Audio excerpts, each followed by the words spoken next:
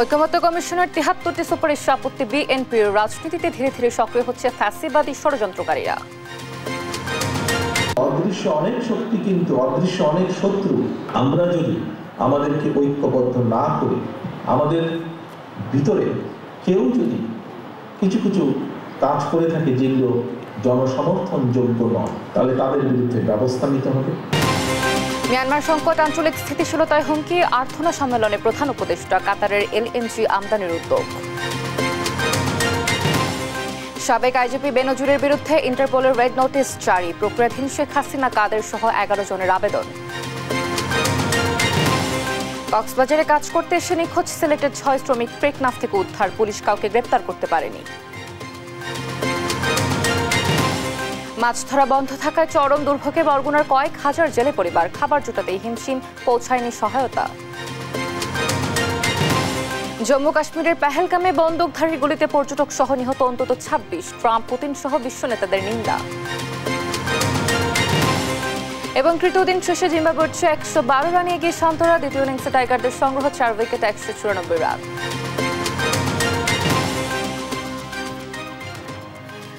দেখছিলেন শিরোনামগুলো। সংবাদ সকালে আপনাদের সঙ্গে রয়েছি আমি অতসী সেন। চলে যাচ্ছি বিস্তারিত সংবাদে। জাতীয় ঐকমত্য কমিশনের ৫ সংস্কার কমিশনের ৬৯১টি প্রস্তাবের মধ্যে ৭৩টি বিষয়ে আপত্তি বিএনপির। বাকি ৫ শতাধিক বিষয়ে একমত হয়েছে দলটি। এছাড়া জ্যেষ্ঠতার ভিত্তিতে নয়, ৩ সদস্যের প্যানেল থেকে প্রধান বিচারপতি নিয়োগের সুপারিশ করেছে বিএনপি। সেই সঙ্গে দ্বিকক্ষ বিশিষ্ট পার্লামেন্টের বিষয়ে কমিশনের সঙ্গে ঐকমত্যে পৌঁছেছে দলটি। ঐকমত্য কমিশনের সাথে বিএনপির তৃতীয় দফার বৈঠক শেষে এসব কথা বলেন বিএনপির স্থায়ী কমিটির সদস্য সালাউদ্দিন আহমেদ। বিস্তারিত জানাচ্ছেন নাইম আফসান। ৫ কমিশনের দেওয়া সংস্কার প্রস্তাবনায় মঙ্গলবার তৃতীয় দিনের মতো ঐকমত্য কমিশনের সঙ্গে বৈঠকে বসে বিএনপি। এদিন ২ কক্ষ বিশিষ্ট সংসদের প্রস্তাবে একমত জানায় দলটি। উচ্চ কক্ষের নাম আপার হাউস ও নিম্ন কক্ষের নাম পার্লামেন্ট করার পক্ষে মত দিয়েছে বিএনপি। আইনসভার ক্ষেত্রে আমরা তো আগেই বলেছি যে আমরা দ্বিকক্ষ বিশিষ্ট পার্লামেন্টে একমত। ওনারা সেটার নাম প্রস্তাব করেছেন। আমাদের প্রস্তাব থেকে নিয়ে আপার হাউসের নাম সিনেট, লোয়ার হাউসের নাম জাতীয় সংসদ। আমরা রাষ্ট্রপতির অভিশংসনে ২ কক্ষের ২/৩ ভোটের বিধানও চায় দলটি। প্রধানমন্ত্রীর ওপর রাষ্ট্রপতি নির্ভরশীলতা কমানোর প্রস্তাবেও একমত তারা। উভয় কক্ষের ২/৩ ভোটের মধ্যে দিয়ে অভিশংসন হবে, আমরা একমত। বৈঠক শেষে বিএনপির স্থায়ী কমিটির সদস্য সালাউদ্দিন আহমেদ সংস্কার কমিশনের সাথে বৈঠক সমাপ্ত হয়েছে বলে জানিয়ে ৫ সংস্কার কমিশনের ৬৯১টি প্রস্তাবের মধ্যে ৭৩টি বিষয়ে আপত্তি বিএনপির। প্রায় ৫ শতাধিক বিষয়ে একমত হয়েছে দলটি। এখানে ২০৮টা সুপারিশের মধ্যে ১৮৭টা সুপারিশে আমরা একমত। জনপ্রশাসন সংস্কার কমিশনের প্রতিবেদন আংশিক একমত ৫টা, একমত নই ১১টা। আপত্তি করা সুপারিশগুলো বিএনপি পর্যবেক্ষণ করছে বলেও জানায় দলটির স্থায়ী কমিটির সদস্য। নাইম আফসান, দেশ টিভি, ঢাকা। বিএনপির ভারপ্রাপ্ত চেয়ারম্যান তারেক রহমান বলেছেন, রাজনীতিতে ধীরে ধীরে দৃশ্যমান হচ্ছে অদৃশ্য শক্তি। আরও সক্রিয় হচ্ছে ফ্যাসিবাদী ষড়যন্ত্রকারীরা। তাদের মোকাবেলা করতে হলে সবাইকে ঐক্যবদ্ধ থাকতে হবে। মঙ্গলবার লালমনিরহাট, কুড়িগ্রাম ও গাইবান্ধায় বিএনপির ৩১ দফা ও জনসম্পৃক্তি প্রশিক্ষণ কর্মশালায় ভার্চুয়ালি যুক্ত হয়ে তিনি একথা বলেন। সহকর্মীদের তথ্য ছবিতে আপন অপুর রিপোর্ট। মঙ্গলবার লালমনিরহাট, কুড়িগ্রাম ও গাইবান্ধা জেলার কর্মীদের নিয়ে রাষ্ট্র কাঠামো মেরামতে ৩১ দফা বাস্তবায়নে কর্মশালা করে বিএনপি। অনুষ্ঠানে ভার্চুয়ালি যুক্ত হন দলটির ভারপ্রাপ্ত চেয়ারম্যান তারেক রহমান। এ সময় তিনি বলেন, জনগণের কিসে মঙ্গল তা নিয়েই বিএনপির রাজনীতি। যতগুলো সরকার, রাজনৈতিক সরকার আজ পর্যন্ত বাংলাদেশ পরিচালনা করেছে, যদি হিসাব নিকাশ করি আমরা যে জনগণের জন্য, দেশের জন্য বিভিন্ন রকম ভালো কাজ যাতে জনগণ উপকৃত হয়েছে, দেশ উপকৃত হয়েছে, তার দেখুন ৭০% কাজ আপনাদের দল করেছে বাংলাদেশ জাতীয় দল। তিনি আরো বলেন, রাজনীতিতে ধীরে ধীরে দৃশ্যমান হচ্ছে অদৃশ্য শক্তি। আরো সক্রিয় হচ্ছে ফ্যাসিবাদী ষড়যন্ত্রকারীরা। তাদের মোকাবিলা করতে ঐক্যবদ্ধ থাকার আহ্বান জানান তারেক রহমান। অদৃশ্য অনেক শক্তি কিন্তু অদৃশ্য অনেক শত্রু বা প্রতিপক্ষ কিন্তু আজ আস্তে আস্তে দৃশ্যমান হচ্ছে। আমরা যদি আমাদেরকে ঐক্যবদ্ধ না করি, আমাদের ভিতরে কেউ যদি কিছু কিছু কাজ করে থাকে যেগুলো জনসমর্থন যোগ্য নয়, তাহলে তাদের বিরুদ্ধে ব্যবস্থা নিতে হবে, তাদেরকে সরিয়ে দিতে হবে। তাদের সাথে সম্পর্ক রাখা যাবে না। বিএনপি ক্ষমতায় গেলে শিক্ষা, সংস্কৃতি, কৃষি খাতের উন্নয়ন ও কর্মসংস্থান সৃষ্টিতে কাজ করবে বলেও জানান তারেক রহমান। আপন অপু, নিউজ ডেস্ক, দেশ টিভি। মিয়ানমারের দীর্ঘস্থায়ী সংকট আঞ্চলিক স্থিতিশীলতার জন্য হুমকি হয়ে দাঁড়িয়েছে বলে জানিয়েছেন প্রধান উপদেষ্টা ডক্টর মোহাম্মদ ইউনূস। রোহিঙ্গাদের নিজ দেশে নিরাপদ প্রত্যাবাসনে ফের আন্তর্জাতিক সম্প্রদায়ের সহায়তা চান তিনি। এদিকে কাতার থেকে স্বল্প মূল্যে এলএনজি আমদানির চেষ্টা চলছে বলে জানিয়েছেন প্রধান উপদেষ্টার প্রেস সচিব। সাইফুল রিপনের প্রতিবেদন। কাতারের দোহায় অনুষ্ঠিত আর্থনা সামিট 2025-এ বক্তব্য রাখেন প্রধান উপদেষ্টা ডক্টর মোহাম্মদ ইউনূস।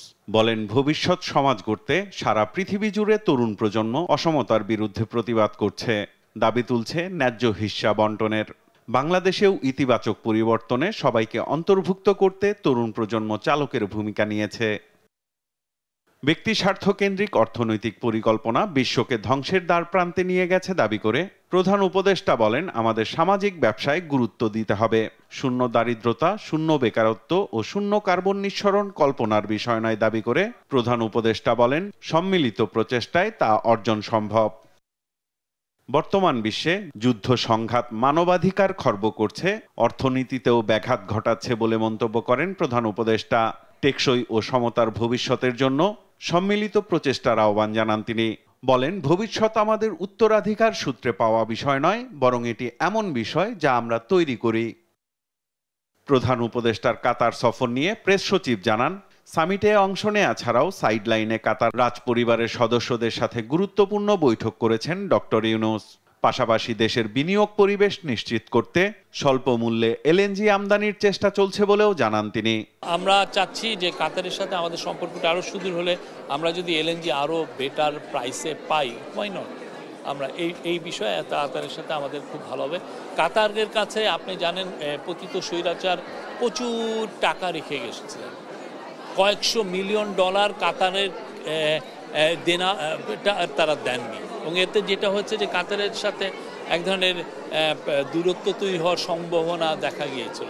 আমাদের গভর্নমেন্ট এসে পুরো টাকাটা দেওয়ার আমরা মুভ নিয়েছি। এখন বোধহয় 37 মিলিয়ন ডলার আছে, কালকে বা এই সপ্তাহের মধ্যে পুরো টাকাটা পে অফ করা হবে। সাইফুল রিপন, দেশ টিভি, ঢাকা। আওয়ামী লীগ সরকারের আলোচিত সমালোচিত আইজিপি বেনজির আহমেদের বিরুদ্ধে রেড নোটিশ জারি করেছে ইন্টারপোল। এছাড়া সাবেক প্রধানমন্ত্রী শেখ হাসিনা ও আওয়ামী লীগ সাধারণ সম্পাদক ওবায়দুল কাদের সহ 11 জনের বিরুদ্ধে রেড নোটিশ জারির বিষয়টিও ইন্টারপোলে পর্যালোচনাধীন আছে। বিকেলে পুলিশ সদর দপ্তর থেকে তথ্য নিশ্চিত করা হয়। সাবরিনা মজুমদারের প্রতিবেদন। বৈষম্য বিরোধী ছাত্র জনতার আন্দোলন দমনে গণহত্যার মামলায় পলাতক রয়েছেন ভারতে অবস্থানরত সাবেক প্রধানমন্ত্রী শেখ হাসিনা সহ আওয়ামী লীগ নেতাকর্মীরা। গেল বছরের 22 ডিসেম্বর আন্তর্জাতিক অপরাধ ট্রাইব্যুনাল পলাতক শেখ হাসিনার বিরুদ্ধে ইন্টারপোলে রেড নোটিশ জারির আবেদন করে।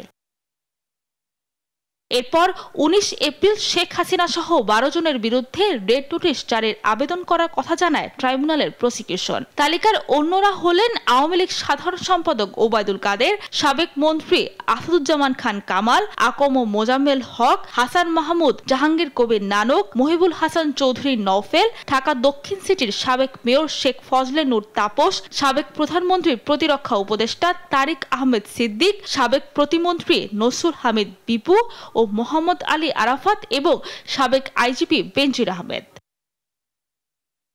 তাদের মধ্যে সবার আগে সাবেক আইজিপি বেনজির আহমেদের বিরুদ্ধে রেড নোটিশ জারি করল ইন্টারপোল। গেল 10 এপ্রিল এই রেড নোটিশ জারি করা হয়। বেনজির আহমেদ সপরিবারে পলাতক, কোন দেশে আছেন তা এখনো নিশ্চিত হতে পারেনি বাংলাদেশ পুলিশ। তবে তাদের আশা রেড নোটিশ জারি হওয়ায় খুব শিগগিরই তার অবস্থান নিশ্চিত এবং গ্রেফতার করে দেশে ফিরিয়ে আনা সম্ভব হবে। তবে বেনজিরের বিরুদ্ধে রেড নোটিশটি এখনো ইন্টারপোলের ওয়েবসাইটে দেয়া হয়নি। তার অবস্থান শনাক্তের পরই সেটি ওয়েবসাইটে দেওয়া হবে বলে জানিয়েছেন বাংলাদেশ পুলিশ। সাবরিনা মজুমদার, দেশ টিভি, ঢাকা। বিদেশে পলাতক শেখ হাসিনা সহ তার পরিবারের সদস্যদের দেশে ফেরাতে কার্যক্রম শুরু করেছে দুদক। এ তথ্য জানিয়ে সংস্থার কমিশনার হাফিজ আহসান ফরিদ বলেন, আসামিদের ফেরাতে আন্তর্জাতিক বিভিন্ন সংস্থার সঙ্গে চুক্তির পাশাপাশি পাঠানো হচ্ছে চিঠি। টিউলিপ সিদ্দিককে বাংলাদেশি নাগরিক হিসেবে বিচারের আওতায় আনার কথাও জানান তিনি। এদিকে রাজশাহীর সিটির সাবেক মেয়র খায়রুজ্জামান লিটনের বিরুদ্ধে মামলা করেছে দুদক। ফজলে আদিত্যের রিপোর্ট। পতিত সরকারের প্রধানমন্ত্রী শেখ হাসিনা পরিবারের বিরুদ্ধে প্রতিদিনই দুর্নীতির নতুন নতুন অভিযোগ জমা হচ্ছে দুদকে। ইতোমধ্যে পূর্বাঞ্চলে প্লট জালিয়াতির 6 মামলায় চার্জশিট দাখিলের পর আদালত শেখ হাসিনা সহ তার পরিবারের সদস্য ও সংশ্লিষ্টদের বিরুদ্ধে গ্রেফতারি পরোয়ানা জারি করেছে। প্রশ্নের জবাবে দুদক কমিশনার জানান, পলাতক আসামিদের দেশে ফেরাতে বিভিন্ন দেশ ও আন্তর্জাতিক সংস্থার সাথে চুক্তিসহ নানা পদক্ষেপ নেওয়া হচ্ছে। ইন্টারপোলের সহায়তা নেয়ার বিষয়ে আগামী কমিশন সভায় সিদ্ধান্ত হতে পারে। তো ইতিমধ্যেই তো বাংলাদেশ সরকারের পক্ষ থেকে অনুরোধ জানানো হয়েছে যে অভিযুক্ত ব্যক্তিদের ফেরত পাঠানোর জন্য। এছাড়া আমাদের সাথে বিভিন্ন আন্তর্জাতিক দুর্নীতি দমন সংস্থার সাথে আমাদের চুক্তি পর্যায়ে রয়েছে। তো চুক্তি হয়ে গেলেই আমরা তাদের কাছ থেকে সাহায্য আশা করব। এদিকে দুর্নীতি মামলায় আসামি টিউলিপ সিদ্দিক নিজেকে ব্রিটেনের নাগরিক দাবি করলেও দুদক বলছে বাংলাদেশের নাগরিক হিসেবে তাকে বিচারের আওতায় আনা হচ্ছে। আমরা তো তার বিরুদ্ধে মামলা করেছি বাংলাদেশি নাগরিক হিসেবে, এবং তাকে আমরা যেসব চিঠিপত্র দিয়েছি দুর্নীতি সব বাংলাদেশি ঠিকানায় তার ন্যাশনাল আইডিতে দেওয়া হয়েছে। তাকে আমরা এখানে বিদেশি নাগরিক হিসেবে আমরা কনসিডার করে নিই। সো এখন যখন মামলা হয়ে গেল, এখন তো সে বিদেশি নাগরিক, যেহেতু আমাদের জানা হলো সে বাইরে অবস্থান করছে, সেজন্য আমাদের সরকারের পক্ষ থেকে অবশ্যই উদ্যোগ নেওয়া হবে যাতে তাকে ফেরত এনে এখানে বিচার কার্য করা যায়। অন্যদিকে রাজশাহী সিটি কর্পোরেশনের সাবেক মেয়র খায়রুজ্জামান লিটন ও তার স্ত্রী ও মেয়ের বিরুদ্ধে 18 কোটি টাকার অবৈধ সম্পদ ও 130 কোটি টাকার সন্দেহজনক লেনদেনের অভিযোগে মামলা করেছে দুদক। এছাড়া আইএফআইসি ব্যাংক থেকে ঋণের নামে 7,129 কোটি টাকা আত্মসাতের অভিযোগে শেখ হাসিনার সাবেক উপদেষ্টা সালমান এফ রহমান সহ 11 জনকে জিজ্ঞাসাবাদ করার সিদ্ধান্ত নিয়েছে দুর্নীতি দমন কমিশন। ফজলে আদিত্য, দেশ টিভি, ঢাকা। গুম হত্যার চেয়ে ভয়ানক অপরাধ। বিগত ফ্যাসিস্ট শেখ হাসিনার আমলে এই ভয়াবহ কর্মকাণ্ড হয়েছে বলে জানিয়েছেন আইন উপদেষ্টা আসিফ নজরুল। মঙ্গলবার বিকালে গুম প্রতিরোধ ও প্রতিকার বিষয়ক মতবিনিময় সভায় তিনি একথা বলেন। আইন উপদেষ্টা বলেন, গুম, খুন ও মানবাধিকার লঙ্ঘনের বিচার এই সরকারের অগ্রাধিকার। তিনি বলেন, পরবর্তী সরকার যে আসবে তখনও যেন আইন অক্ষুণ্ণ থাকে, তাই সবার মতামত নিয়ে সব ধরনের আইন তৈরি করা হচ্ছে। এ সময় অ্যাটর্নি জেনারেল মোহাম্মদ আসাদুজ্জামান, গুম কমিটির প্রধান অবসরপ্রাপ্ত বিচারপতি মইনুল ইসলাম চৌধুরী, আন্তর্জাতিক অপরাধ ট্রাইব্যুনালের চিফ প্রসিকিউটর তাজুল ইসলাম ও গুম কমিশনের সদস্য মোহাম্মদ ফরিদ আহমেদ শিবলি সহ অনেকে উপস্থিত ছিলেন।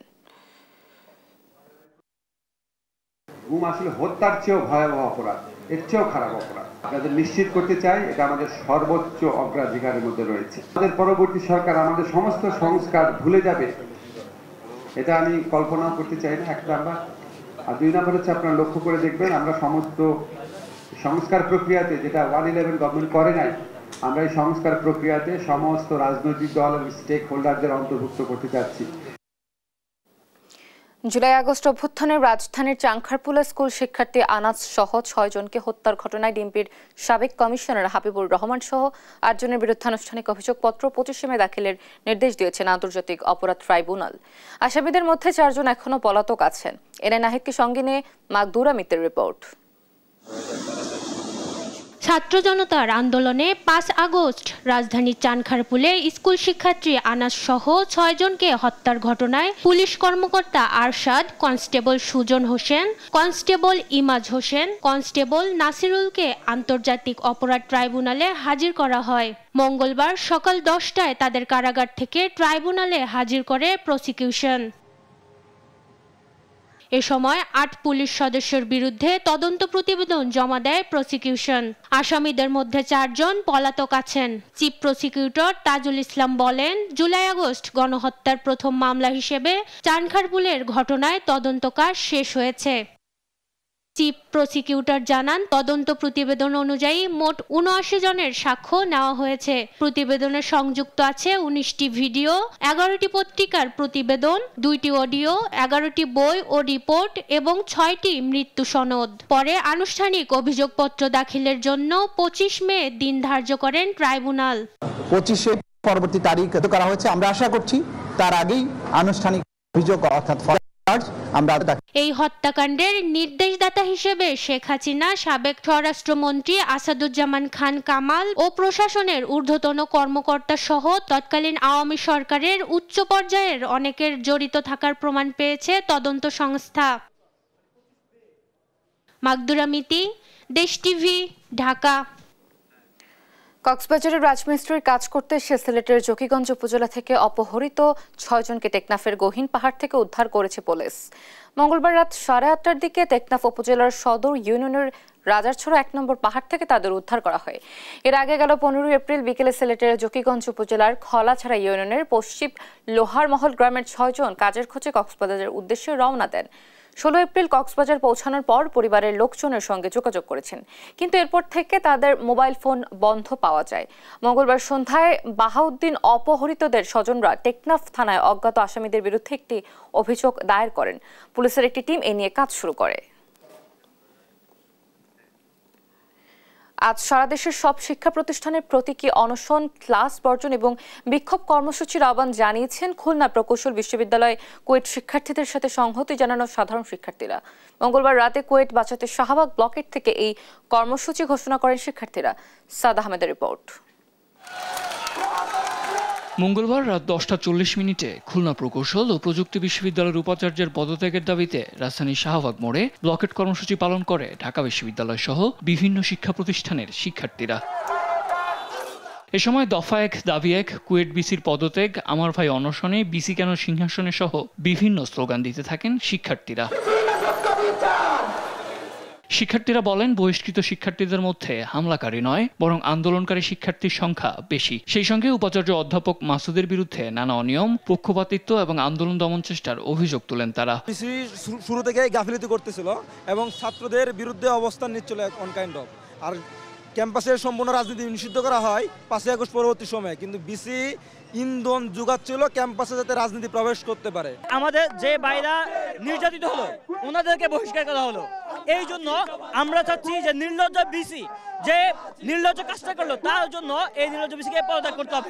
বিসি শিক্ষার্থীদের নিরাপত্তা দিতে সম্পূর্ণরূপে ব্যর্থ হয়েছেন, তার এই পদে থাকার আর কোনো ধরনের নৈতিক অধিকার নাই। এছাড়া কুয়েট শিক্ষার্থীদের সাথে মিল রেখে আজ সব শিক্ষা প্রতিষ্ঠানে প্রতীকী অনশন, ক্লাস বর্জন এবং বিক্ষোভ কর্মসূচির আহ্বান জানান তারা। সেই সঙ্গে বিকেল 3টায় রাজু ভাস্কর্যের পাদদেশে বিক্ষোভ মিছিল করবেন তারা। তাদেরকে মৃত্যুর মুখে রেখে আমরা ক্লাস করতে পারি না, এজন্য সকল ধরনের ক্লাস বর্জনের আহ্বান জানাচ্ছি। সকল ক্যাম্পাসে প্রতীকী অনশন ও অবস্থান কর্মসূচি পালন করুন। বিকাল 3টায় রাজু ভাস্কর্যের পাদদেশে 1 দফা দাবিতে বিক্ষোভ সমাবেশ অনুষ্ঠিত হবে। এর আগে সোমবার বিকেল থেকে উপাচার্যের পদত্যাগের দাবিতে আমরণ অনশন শুরু করে শিক্ষার্থীরা। সাদ আহমেদ, দেশ টিভি, ঢাকা।